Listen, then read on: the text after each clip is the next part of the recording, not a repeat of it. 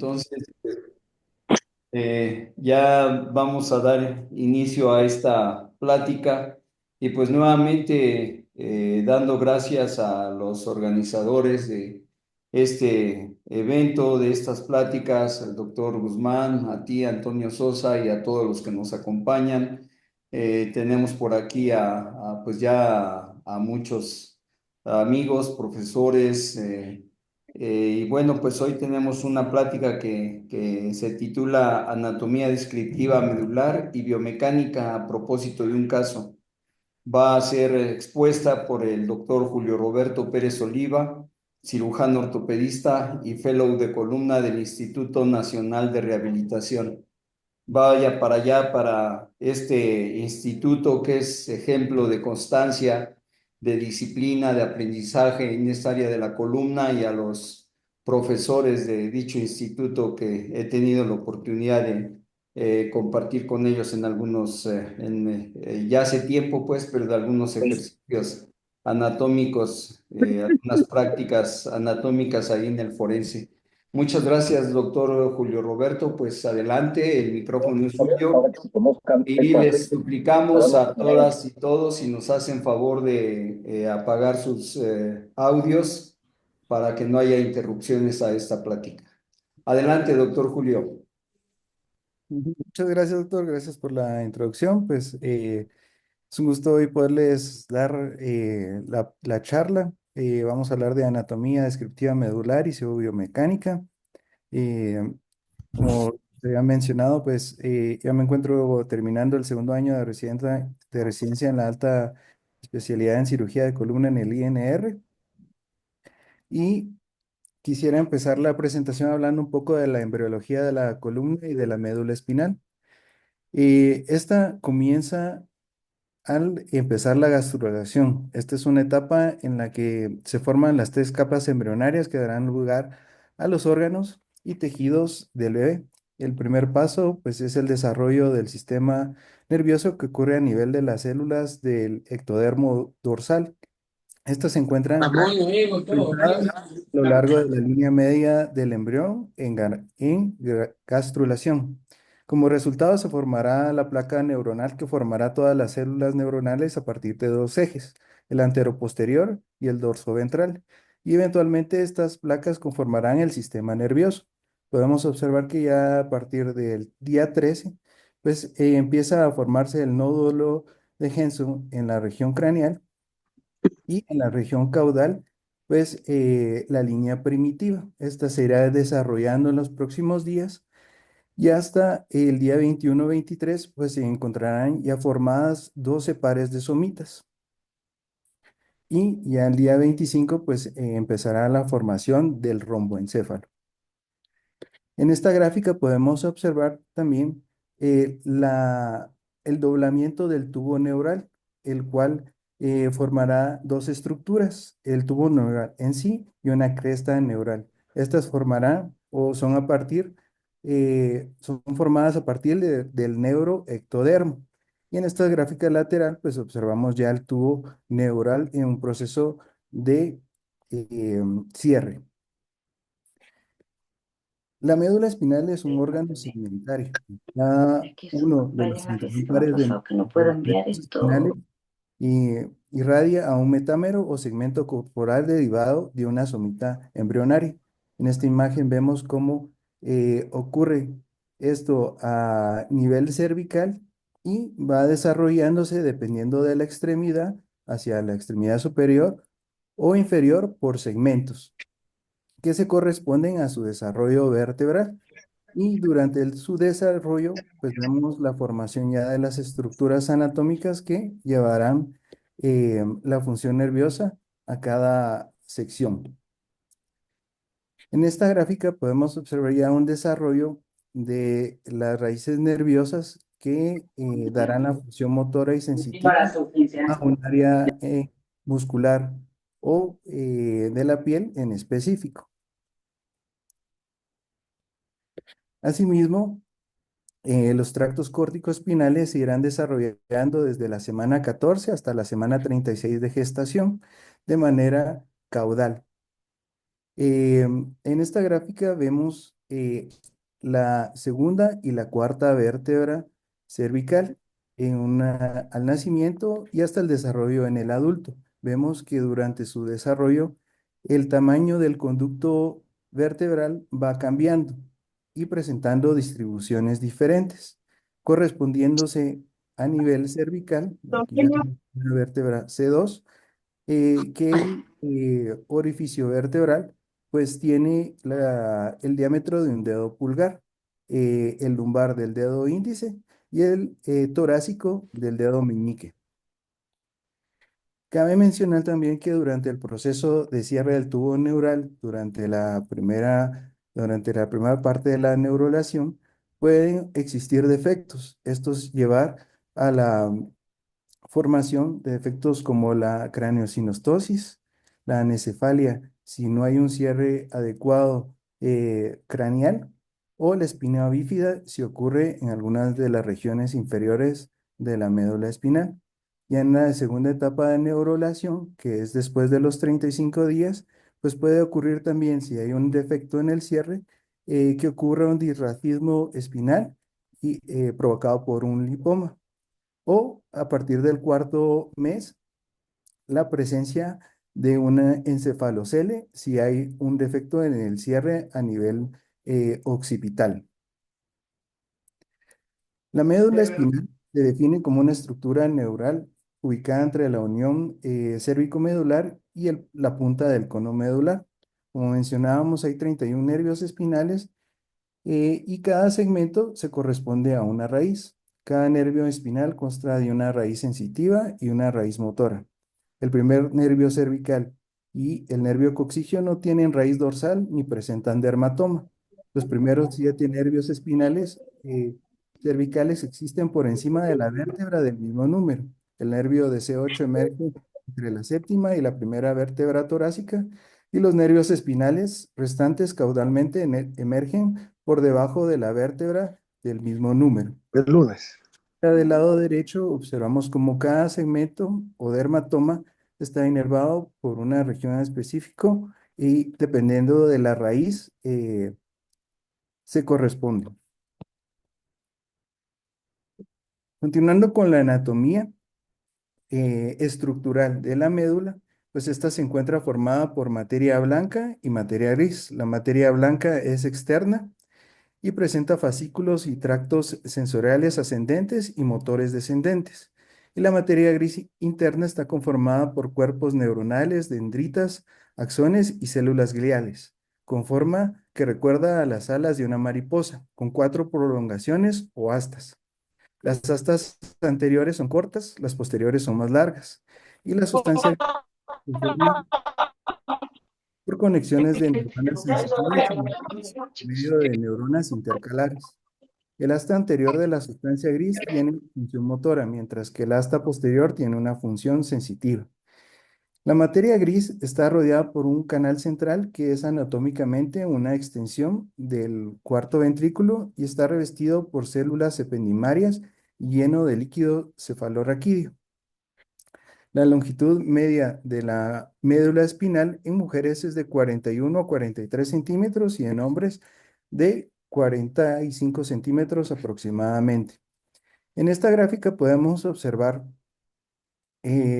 los fascículos de la materia blanca y cómo la materia blanca se presenta en mayor proporción a nivel caudal, cambiando la proporción de materia gris a nivel caudal, siendo esta pues de mayor predominancia.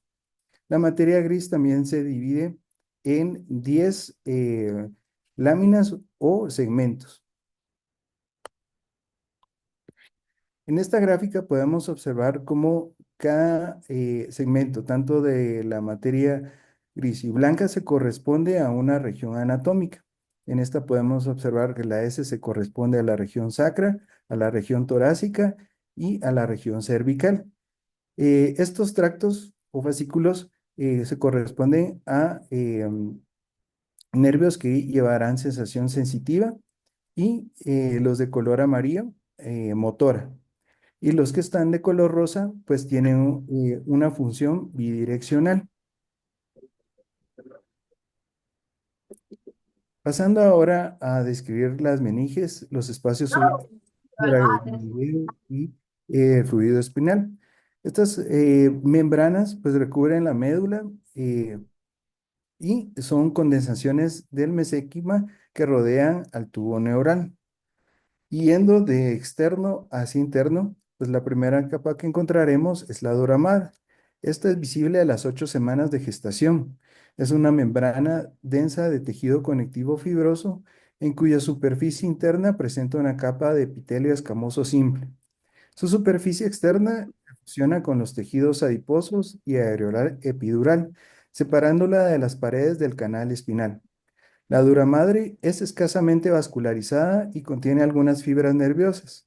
El saco dural está unido al cráneo por el foramen magno y termina caudalmente en el borde inferior de la segunda vértebra sacra, pero su pared fibrosa se extiende inclusive hasta el coxis y se fusiona con el periósteo de la superficie dorsal de este hueso por medio del ligamento coxígeo, anclando la médula hacia el canal espinal. La duramadre se encuentra separada del periósteo por grasa epidural y sus funciones mecánicas forman una barrera que protege de invasión metastásica al hueso o del espacio extradural, así como previamente diseminación de las infecciones del espacio extradural hacia el espacio subaracnoideo. Internamente encontramos la segunda capa, que es la aracnoides. Esta es una membrana interna a la dura madre, unida a la misma por el ligamento dentado. Esta se encuentra llena de líquido cefalorraquídeo, formando una protección hidráulica y se encuentra conectada a la cisterna del foramen magno. Y la capa más interna, pues es la pía madre. Esta es altamente vascularizada. Estas tres capas están separadas por tres espacios: el espacio epidural, subdural y subaracnoideo, el cual se encuentra entre la aracnoides y la pía madre. Pasando ahora a platicar un poco sobre la anatomía vascular, pues cabe mencionar que el volumen medio de la médula espinal es de solo 6 ml en el neonato, pero aumenta 13 veces en el adulto. Sin embargo, el diámetro de los vasos que irrigan la médula espinal aumenta menos de la mitad. El diámetro máximo de la arteria de Adam-Chadwick es de 1,2 milímetros y la mayoría de los vasos están entre el rango de 0,1 a 0,8 milímetros. La médula espinal se encuentra en cuanto a su irrigación arterial, anteriormente irrigado por la arteria espinal anterior y posterior por dos arterias espinales posteriores que irrigan la longitud de la médula espinal. Estas reciben su flujo sanguíneo a nivel cervical de la arteria subclavia, por medio de la arteria vertebral, el tronco tirocervical y del tronco costovertebral. Y las arterias torácicas y lumbares se originan de la región dorsal de la aorta y son llamadas arterias intercostales y lumbares. Estas a su vez forman vasos más pequeños radiculares, radiculares medulares o arterias medulares segmentarias. También cabe mencionar que entre los niveles de T4 a T8, la arteria vertebral anterior es de mayor calibre y se comunica con la arteria de Adam-Chadwick, la cual se origina de la aorta abdominal a nivel de T9, atravesando el foramen intervertebral, anastomosándose con la arteria espinal anterior. Entonces, en esta imagen podemos observar la arteria vertebral anterior y como de la arteria vertebral anterior, pues sale la arteria surcal y la arteria surcal eh, pues da unos pequeños vasos que van a dar la irrigación a eh, los 2 tercios anteriores de la médula y el tercio posterior de la médula va a estar eh, irrigado principalmente por las arterias vertebrales posteriores.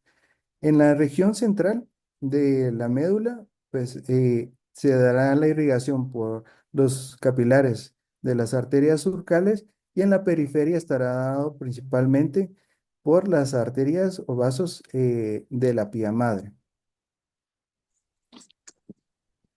La El tercio dorsal de la médula, el funículo dorsal y la materia gris dorsal reciben irrigación de las perforantes principalmente de la pía madre, que se corresponderían a estas. Y la arteria espinal anterior, como mencionábamos, irriga los dos tercios anteriores, incluyendo el núcleo dorsal y los tractos córtico-espinosos. En cuanto al sistema venoso, ese está dividido en el sistema intrínseco y el sistema extrínseco, extendiéndose de manera similar al de las arterias a lo largo de la médula espinal. El drenaje venoso anterior tiende a acompañar a la arteria vertebral anterior, diferenciándose en que el drenaje venoso tiene a ser más voluminoso en la región posterior, drenando hacia las venas radiculares posteriores. Las venas anteriores y posteriores drenan hacia las venas ascendentes lumbares, hacia las venas ácidos y al plexo y en la región lumbar al plexo venoso pélvico. Comenzando con la biodinámica de la médula espinal, eh, esta está directamente correlacionada con la dinámica de las unidades funcionales vertebrales. La unidad funcional vertebral es la estructura que se encuentra formada por dos vértebras adyacentes y el disco intervertebral. Esta unidad tiene funciones estáticas y dinámicas.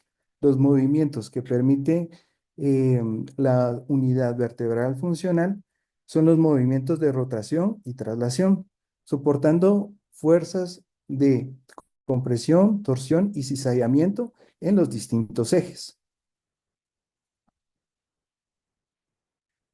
En esta gráfica nos representan los grados de movilidad, siendo los grados de mayor movilidad de flexo-extensión a nivel cervical C5, C6, a nivel torácico T12 y L1, y a nivel lumbar L5. Los mayores grados de movilidad en inclinación lateral corresponden a la región cervical de C3 y C5, a nivel torácico T11 y T12 y a nivel lumbar L3 y L4. Y en la rotación tenemos mayor grado de rotación axial a nivel de C0, C1, a nivel torácico T1 y T2 y a nivel lumbar de L5. Teniendo esto presente, pues la médula continúa la movilidad en cuanto a la flexión, estado neto o extensión eh, de la columna, teniendo un rango de movilidad que al presentar o al llegar a este límite, pues existe una deformidad tanto en la flexión como en la extensión. La médula se mantiene en su lugar, pues principalmente por los ligamentos dentados y en menor proporción por las raíces nerviosas. Los ligamentos dentados íntegros pues constituyen las limitantes al desvío posterior de la médula. La médula está bajo tensión en la flexión de la columna y es empujada anteriormente contra el borde anterior del conducto vertebral. Esto es un punto clínico importante, pues debe de considerarse a la hora de realizar una descompresión de la médula, ya que muchas veces pues no es suficiente realizar solo la descompresión al momento de hacer una resección posterior, por ejemplo, ya que el ligamento dentado pues mantendrá eh, la estabilidad o la conexión hacia anterior de la médula, como veremos a continuación. Estas dos imágenes son unas resonancias magnéticas dinámicas. Esta es de un bebé que se encuentra aproximadamente en su 34 semana de gestación y vemos ya las estructuras neuronales desarrolladas. Asimismo, el movimiento de la médula, cómo se continúa al realizar pues, los movimientos fetales. Ya la imagen de la derecha pues es una resonancia magnética eh, dinámica de una región cervical donde se observa que aún habiendo espacio aparentemente dentro del conducto vertebral, al momento de realizar la movilidad, pues si hay un estrechamiento por osteofitos o abombamientos o hernias discales, pues la vértebra puede estar en contacto y esto pues causar una lesión a nivel de la médula en el tiempo. Los mecanismos de lesión principalmente son la hiperflexión, la hiperextensión y la compresión. Entonces, teniendo en consideración que las lesiones medulares van a estar asociadas a las lesiones previas de las vértebras, dependiendo del mecanismo, si es un mecanismo de traslación, de compresión o de hiperextensión, pues podemos observar que se producirán distintos patrones de lesión medular. En la gráfica de la izquierda podemos observar que puede haber una compresión medular, una elongación de la médula por distracción o un efecto combinado de las dos. En esta imagen se nos representa cómo el ligamento dentado y la raíz nerviosa pues mantienen a la médula en su lugar. Sin embargo, al existir un mecanismo de compresión o de ocupamiento a nivel del conducto, pues pueden hacer un efecto de compresión medular y este causar una irritación o una lesión a nivel de las raíces nerviosas o de la médula. En esta gráfica se nos representa cómo al existir la elongación eh, del pues hay daño a las estructuras neurológicas o vasculares y esto pues causar también una lesión medular. Y en esta gráfica pues la representación de que aún habiendo realizado una descompresión posterior, pues puede existir todavía una compresión medular anterior si el defecto vertebral o estructural pues no se corrige. Estas lesiones pueden causar una contusión a nivel medular o una compresión. Dentro de las compresiones, pues pudiera ser tanto por ocupamiento como por el desarrollo de algún tumor o alguna masa. También existe la lesión descrita como una dislocación en la cual hay una sección de la médula, la lesión por distracción o una laceración de la médula. En este cuadro se representa la fisiopatología de la respuesta de la lesión espinal en las 24 primeras horas. Entonces, observamos los cambios anatómicos de manera inmediata cuando ocurre una deformación de la médula. A los 5 minutos hay inflamación axonal, a los 30 minutos hay una hemorragia central, a las 4 horas pues ya se presenta una necrosis de los vasos y edema de la materia blanca. A las 8 horas hay formación de un hematoma central y a las 24 horas pues ya se empezará a formar o a ocurrir la necrosis de la materia blanca. Clínicamente, la lesión medular espinal se define como el daño de las estructuras de la médula espinal y de la cola de caballo. Para esto, pues la escala de discapacidad por lesión medular más utilizada es la de la American Spinal Injury Association. Esta nos da una clasificación de 5, que se corresponde a un ACA A, que es una lesión medular completa, el ACA B, en la cual existe sensibilidad pero no hay función motora, el Asia C, en la cual hay función motora de 3 o menos, Asia D, en la cual hay función motora mayor a 3, y un Asia E, en la cual hay una función motora y sensitiva normal. Dependiendo del tipo de lesión, pueden ocurrir distintos síndromes. El primer síndrome que mencionaré, pues, es el síndrome de motoneurona superior. Este es el resultado de una lesión cerebral o de la médula espinal, principalmente en las regiones más altas, que serían la cervical y torácica. Los síntomas que se presentan cuando ocurre esta lesión es debilidad muscular, rigidez, espasticidad, pérdida de la función motora fina, hipertonía muscular, pérdida de reflejos tendinosos profundos, fatiga y alteración del tono muscular. Si la lesión es más baja, ocurrirá un síndrome de neurona motora inferior. Y esta se produce cuando la lesión motora daña, cuando hay una lesión motora y está dañado el asta anterior de la médula espinal. Los síntomas o signos que aparecerán serán debilidad muscular, atrofia muscular, calambres musculares, fasciculaciones y reflejos osteotendinosos disminuidos o ausentes. La distribución de la debilidad depende de la estructura lesionada y esta puede afectar a un solo músculo o a un grupo de músculos. Los otros síndromes que se presentan al haber una lesión medular, pues es el síndrome medular anterior. Este principalmente es cuando ocurre una lesión a nivel de la arteria vertebral anterior y va a tener como resultado pérdida de la fuerza motora y sensibilidad al dolor y a la temperatura y estarán afectados pues principalmente del nivel de la lesión hacia caudal. También tenemos el síndrome de medular central, en el cual habrá pérdida de la fuerza motora y de la sensibilidad de la región afectada y pérdida de la fuerza y de la sensibilidad. Y es incompatible la pérdida de la sensibilidad también puede disminuir.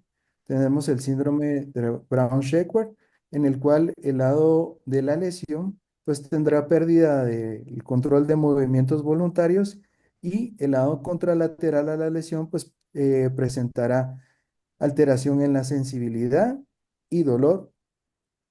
Tenemos el síndrome transversal completo, en el cual hay una sección o una lesión completa de la médula y pues habrá pérdida de la función sensitiva y motora por debajo del nivel de la lesión.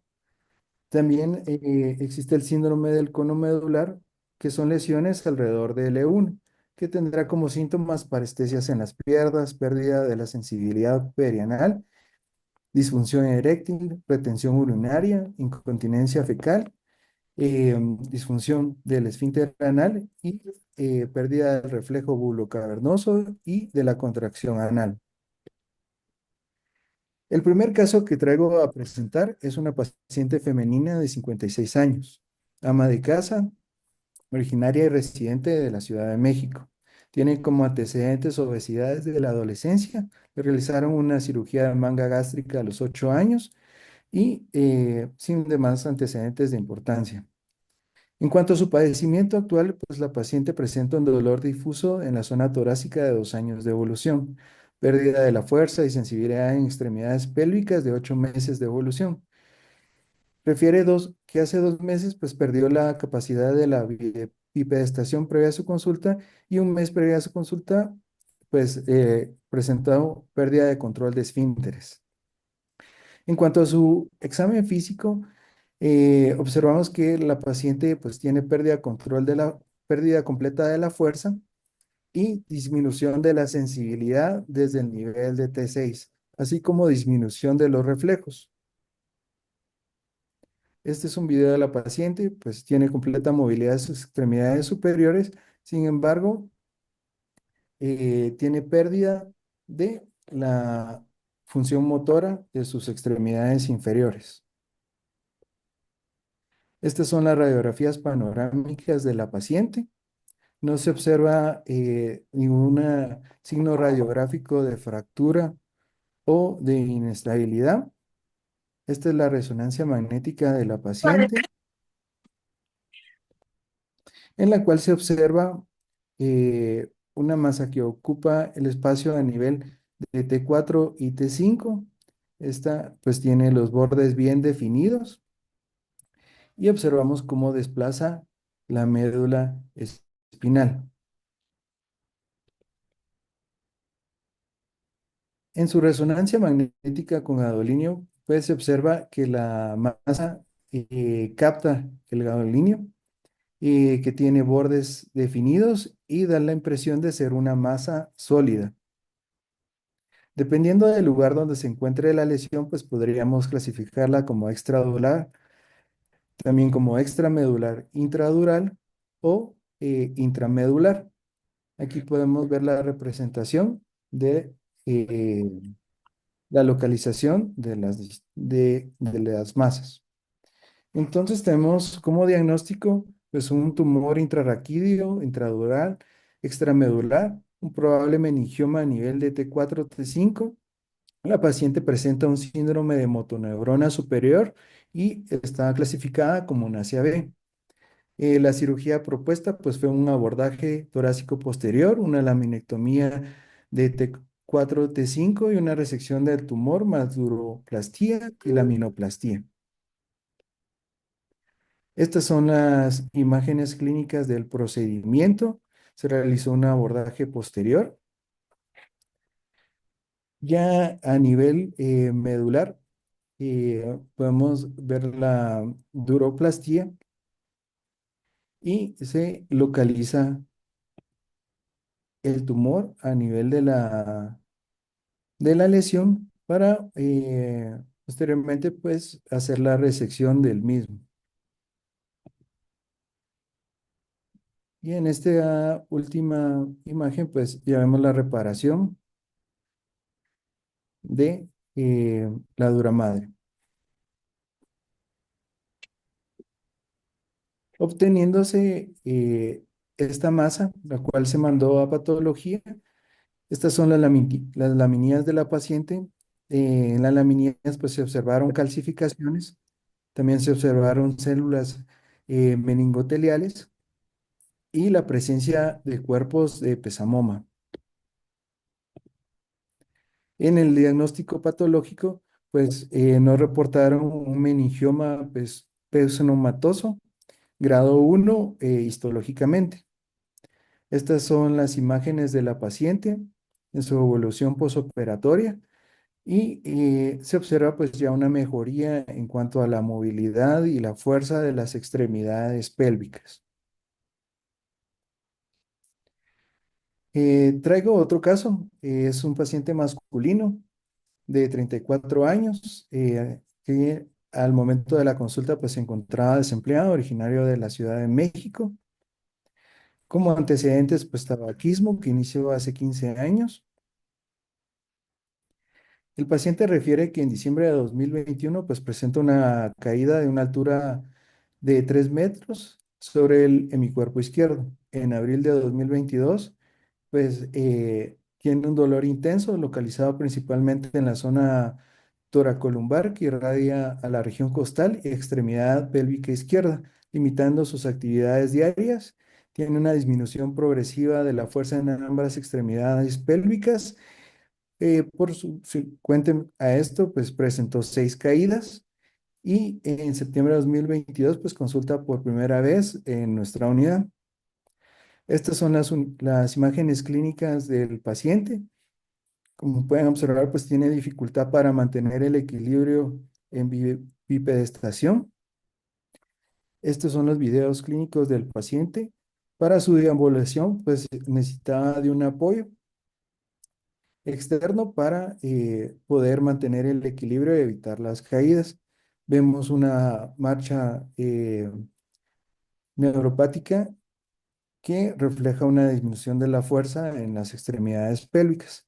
Ya el examen físico, hay una disminución de la fuerza de todos los miotomas, desde L2 hasta S1, y de la sensibilidad hay disminución desde el dermatoma de T10, así como presenta pues hiperreflexia rotuliana y aquiliana. Estas son las radiografías panorámicas del paciente, sus radiografías por segmento.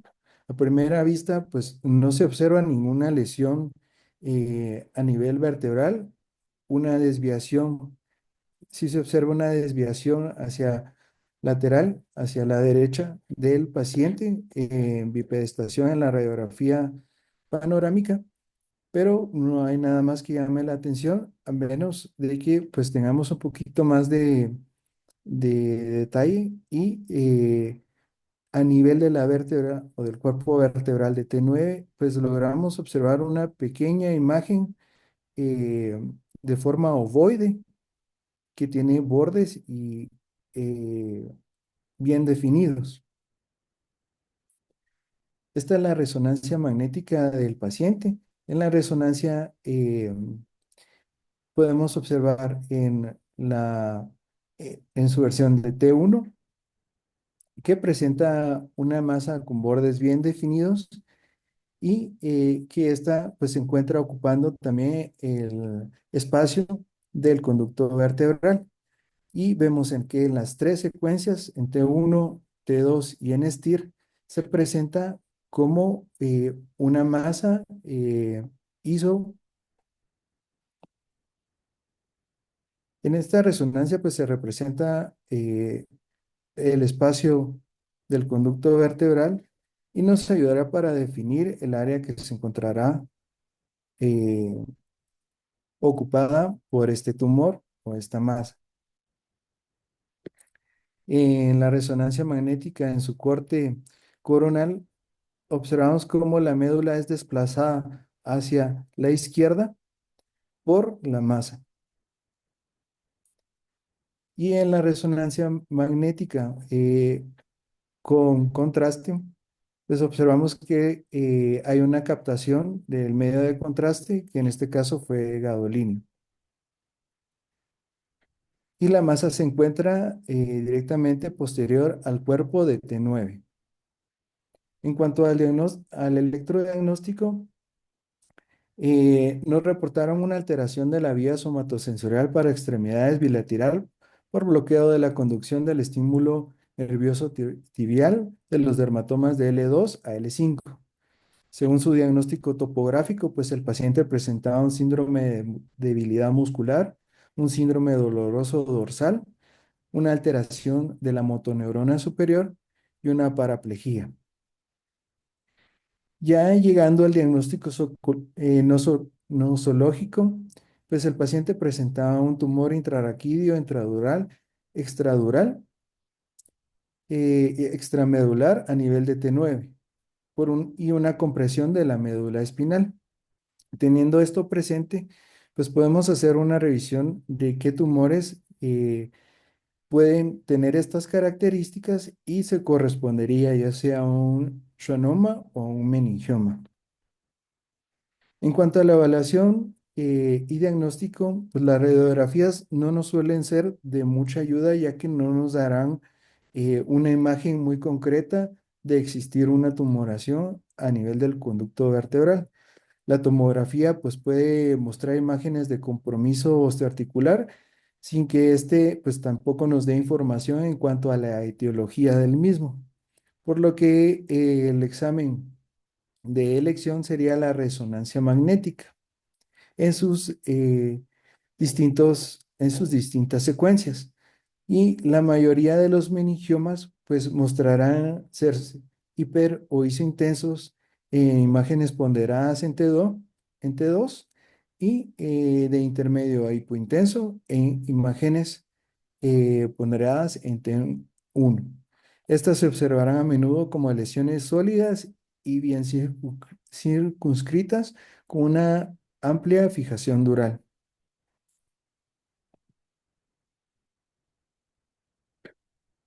Como vemos aquí en estas imágenes. El diagnóstico del paciente pues, fue un tumor intrarraquídeo extradural, intradural extramedular a nivel de T9, un probable meningioma. El paciente presentaba un síndrome de motoneurona superior, estaba clasificado como un ACAD. Se planificó para este paciente pues, realizar un abordaje torácico posterior y una biopsia excisión más una laminoplastía a nivel de T9. Estos son los videos clínicos del procedimiento en los cuales pues ya se está realizando la resección de la masa tumoral. Estas en algunas ocasiones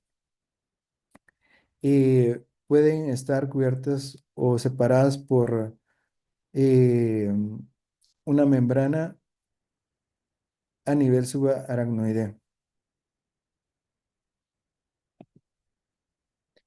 Y ya en este video pues observamos la reparación dural o la duroplastía. Hay que tener siempre en cuenta que en este tipo de lesiones, pues existe un implante dural que puede ser pequeño y hay que localizarlo para coagularlo y disminuir el riesgo de una recidiva. Se obtuvo una pieza quirúrgica de 20 milímetros, la herida quirúrgica fue de 8 centímetros. Se enviaron las muestras a patología y los hallazgos histológicos y de las imágenes, pues nos confirmaron que el paciente presentaba un meningioma fibroblástico grado 1. Estos pues tienen como características que presentan células fusiformes en en una arquitectura fascicular o estiriforme, con membranas celulares indistintas, citoplasma eosinófilo, pseudoinclusiones y intranucleares poco comunes. En cuanto a la clasificación de los meningiomas, pues existen tres grados según la OMS. El grado uno, pues son benignos de crecimiento lento. En el grado 2, pues pueden presentar células atípicas, ocurren de un 20 a un 25%. Y en el grado 3, que ocurren del 1 al 6%, presentan células anaplásicas y son malignas. En la tabla del lado derecho, pues encontramos las dos variantes que se presentaron en los casos, el meningioma fibroso que fue de este último paciente y el meningioma pesamomatoso que fue correspondiente al primer paciente. Estas son las fotos clínicas pre y posoperatorias del paciente, su video clínico eh, preoperatorio y posoperatorio,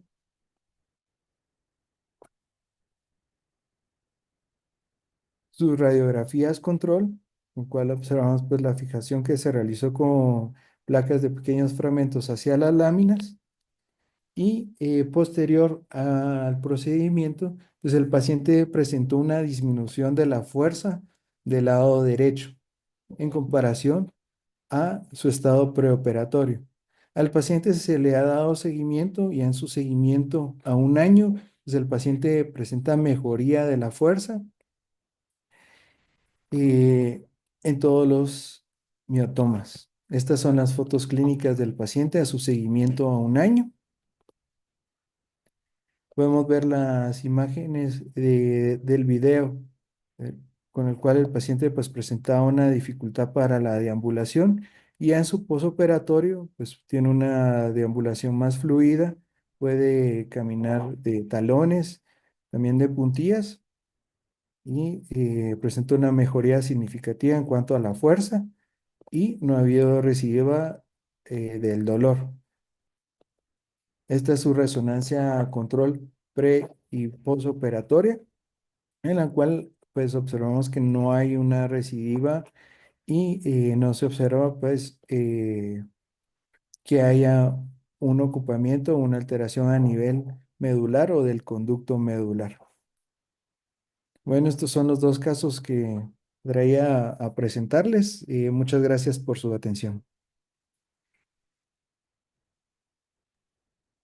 Bueno, pues no sé si el doctor Antonio Sosa, el doctor Guzmán tengan alguna observación, los compañeros, preguntas, comentarios. Sí, buenas noches. Pues primero muchas felicidades al doctor Víctor Hugo Pérez por coordinar estas sesiones tan importantes que son parte muy básica de conocer la anatomía de la columna, la médula y sobre todo a Roberto Pérez Oliva que nos da pues una conferencia muy interesante desde el punto de vista académico de cómo de manera sistemática llevar una sesión paso a paso.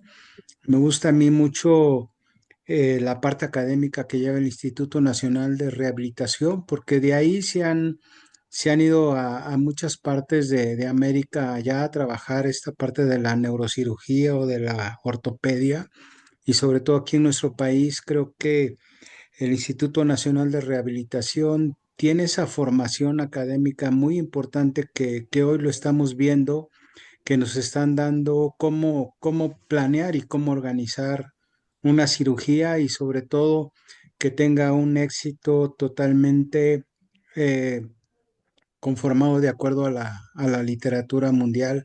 Muchas felicidades, Roberto Oliva, por tu presentación. Muchas gracias, doctor Víctor Hugo Pérez, por esa coordinación tan magistral que ha llevado usted durante muchos No años en entiendo, la no entiendo academia. para qué sirve Gracias. saber eso. O sea, Sí. Sí, gracias por el comentario, doctor Guzmán. Yo quiero hacer un comentario, igual, pues va en la misma línea.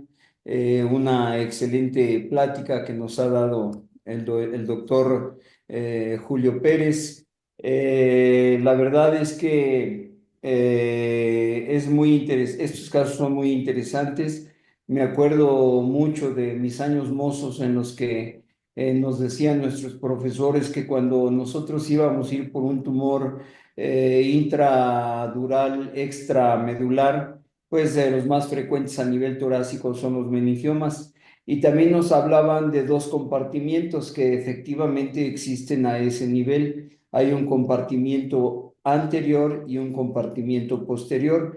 Y una característica de de los tumores, en este caso los meningiomas, son que generalmente proceden del compartimento o compartimiento, pues la palabra es igual, es la misma, generalmente son del compartimiento anterior. ¿Y cuáles son las estructuras que limitan estos dos compartimientos, tanto el anterior como el posterior? Pues ni nada más ni nada menos que los ligamentos dentados. Entonces decían, una de las características es que para que tú accedas a estos tumores en el abordaje posterior, lo que tienes que hacer es dividir los ligamentos dentados para que una vez cortados puedas ingresar a hacer una resección amplia, una resección completa de este tipo de tumores.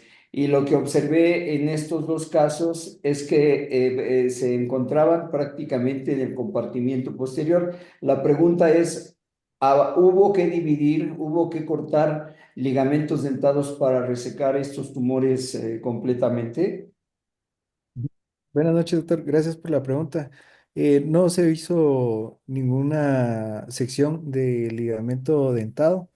En el segundo caso, pues sí había una membrana, pero propiamente no la describía como parte del ligamento dentado. Muchas gracias. Pues casos muy interesantes y por supuesto pues muy demostrativos de lo que son este tipo de lesiones. Y pues aprovecho ahí para enviar un saludo muy afectuoso a todo el personal del Instituto Nacional de Rehabilitación. Como dije al principio de la plática, con una capacidad de enseñanza verdaderamente loable, en especial pues prácticamente al líder en esta área, que es el doctor Alejandro Reyes Sánchez, y por supuesto a todo el grupo de médicos, incluyendo mi compañero y amigo Armando Alpizar.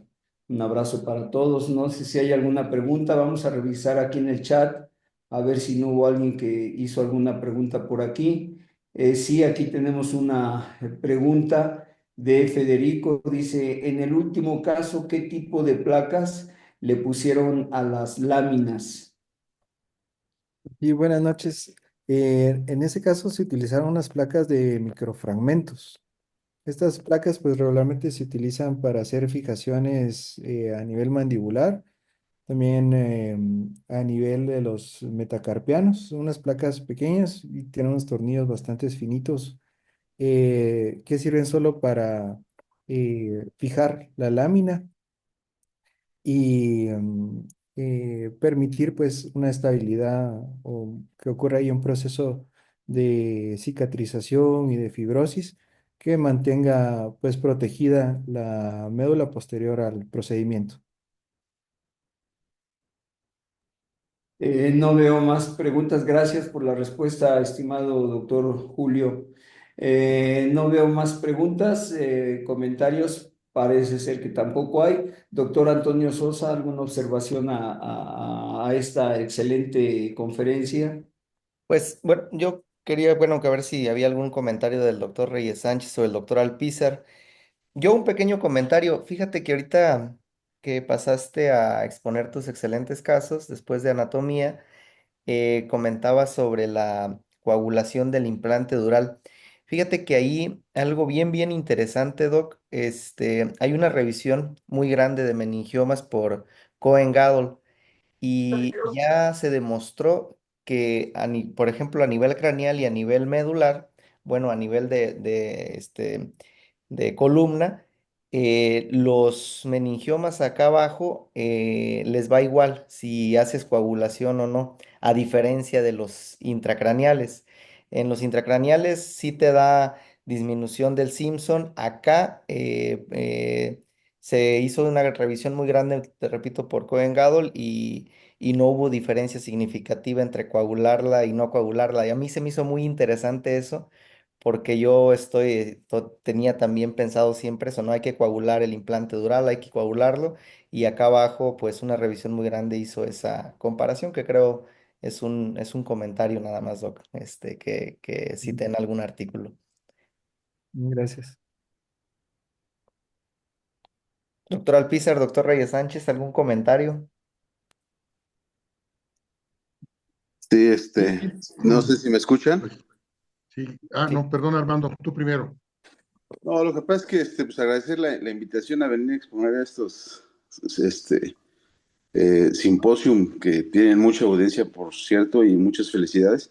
Nada más comentar que aparte del uso de mini placas, sobre todo a nivel torácico, usamos sutura de tibón grueso y no colocamos en la mayor parte de los casos placas para que el seguimiento sea más fácil y ver si hay recidivas, etcétera, etcétera. Y hemos tenido muy buenos resultados, ya comprobado con tomografía la consolidación.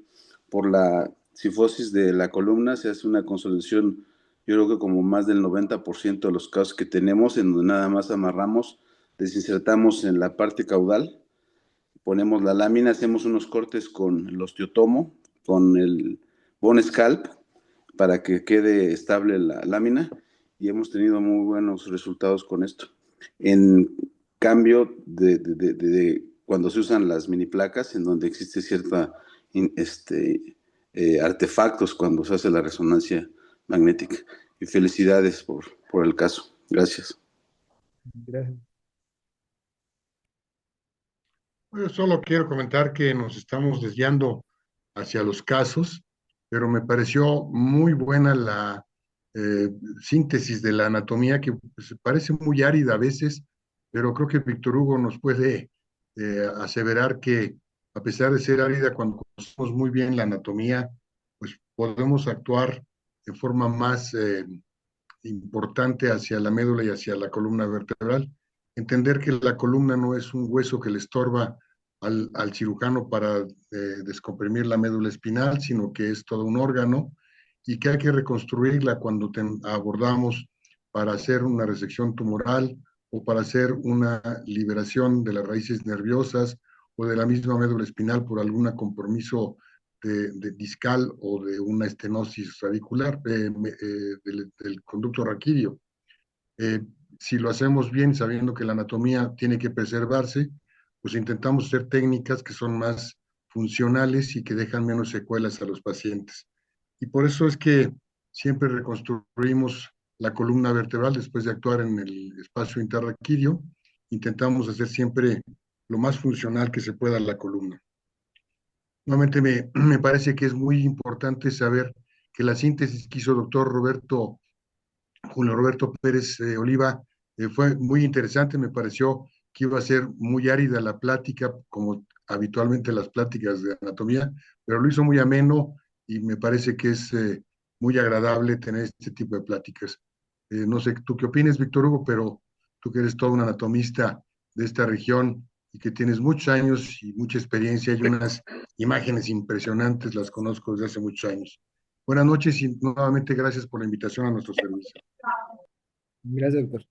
Doctor Alejandro Reyes, muchísimas gracias por su comentario. Prácticamente eres un icono de la cirugía de columna en todo el país y a nivel internacional. Sí, como bien has comentado, creo que la anatomía en principio nos da más seguridad para realizar una cirugía en cualquier parte del eje encéfalo-medular. Y por otro lado, pues son las técnicas quirúrgicas que va aprendiendo los residentes, los fellows, al lado de grandes maestros como los tiene este Instituto Nacional de Rehabilitación.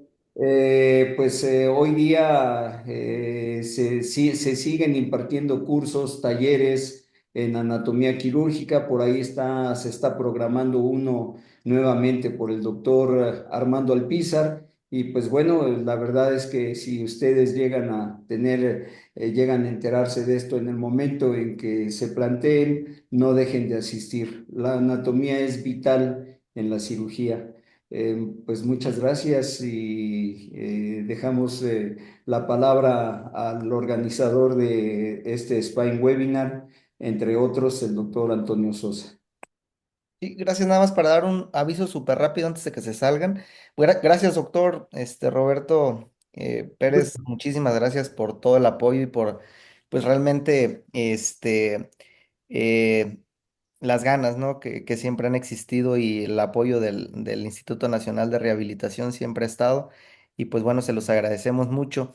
Les quería comentar, terminamos el módulo de anatomía, quirúrgica y biomecánica. Y febrero iniciamos con excelentes pláticas a cargo, las ponencias van a estar casi todas a cargo del INCAN y una ponencia desde Rusia. Y los coordinadores van a ser los doctores de el Magdalena de las Salinas de módulo de tumores.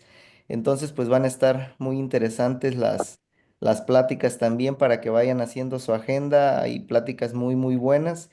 Y pues mm, clausuramos. Doctor Guzmán, ¿está por ahí? ¿Dónde está mi maestro? Por ahí, maestro Guzmán. Pues Sí, vamos eso sí. adelante, maestro, para clausurar el Spine 91 y pues ya nos estamos acercando a No Tijuana. mames, Esperemos que faltan vayan muchas a semanas Tijuana para ya. estar en Tijuana. Sí, pues buenas noches a todos. Gracias Faltan por muchas haber semanas para ver asistido. este pendejo, no mames. Verga, güey. Ana, apaga tu celular, Ana.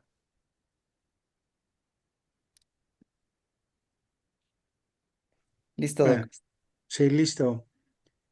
Pues gracias que se hayan conectado el día de hoy. Hubo más de 150 personas que estuvieron presenciando esta máxima ponencia. Creo que este bloque de anatomía nos ha dado una oportunidad de que la columna es un reto. Debemos de seguirnos preparando y gracias también al doctor Víctor Hugo Pérez por esa parte tan importante y sólida de los conocimientos de la anatomía y cada uno de los ponentes que presentaron en este mes de enero 2025. Pues muchas felicidades, la verdad estoy muy satisfecho de la manera como han ido presentando sus ponencias magistrales, gracias al Instituto Nacional de Rehabilitación que con los profesores como el doctor Alpizar, doctor Reyes Sánchez, nos han apoyado en esta parte fundamental que es la academia. Gracias y muy buenas noches. Nos vemos el próximo lunes con tumores metastásicos. Buenas noches. Pues, muchas Gracias a gracias. todos. Buenas noches.